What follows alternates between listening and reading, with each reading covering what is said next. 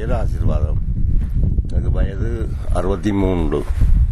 நாங்கள் உலகாலமும் எங்களை நாட்டை விட்டு 21 வருஷம் நாங்கள் பன்னியில் போய் இருந்து பேர்ந்து கடைசி போராட்டத்துக்குள்ளேயும் ஆப்பிட்டு எங்களோட உசிரை பணையம் வச்சு கடைசியாக புல்மூட்ட முகாமில் 5 மாதம் நோய் நாங்கள் இருந்து அதால பேர்ந்து வலிக்கிட்டு வந்து எங்களோட மகள் வீட்டான் பேரத்துறையில இருந்தாங்க.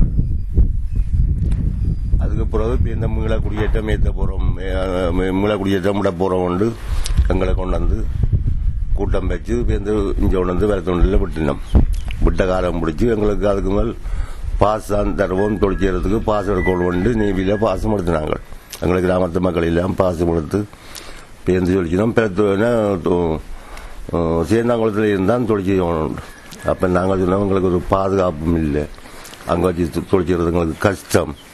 காரணம் என்னென்னா இங்கே வேலி வாசல் இல்லை, எங்களோட பொம்பளைகளை இங்கே விட்டுட்டு நாங்கள் அங்கே போய் நின்று தொழிற்செய்து வாரத்துக்கு கஷ்டம். ஆகவே எங்களை இங்கே தொழிற்சேரத்துக்கு கேட்டாங்க.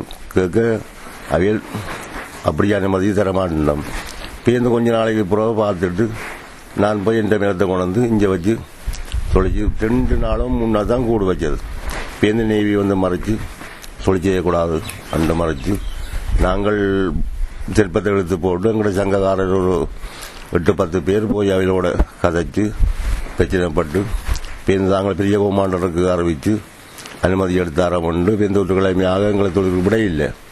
பேருந்து ஒரு மாதிரி பிரச்சனைப்பட்டு தான் பேருந்து தினம் கூடு இதுகள் இதுக்குள்ள இந்த போயா கொண்டு நேவியை கொண்டு போயா போட்டு அதுக்கு அங்கே போகக்கூடாது. எங்களோட கரையிலிருந்து ஒரு 100 மீட்டருக்குள்ள போயா போட்டு அதுக்குள்ளே தொழில் செய்யும் கொண்டு அதுக்கெல்லாம் தொழில் செய்து கொண்டு வந்து நாங்கள் பாஸ் இங்கே பாஸ் எடுத்து தான் போகிறது. பேருந்து ஒரு கொஞ்ச நாளைக்கு பிறகு நாங்கள் சொன்னோம் அந்த பீச்சுக்கு அங்கால விட ஆயனமா அப்படி இப்படி பெரிய குமாண்டரோட போய் கதைச்சு பெரிய குமாண்டர் சொன்னார் அந்த கேணிக்கு அங்கால போகண்டாம், குமாண்டர் கம்பி மட்டும் நீங்கள் பீசப்புறத்துக்கோ கூடு வைக்கிறதுக்கோ செய்யலாம்.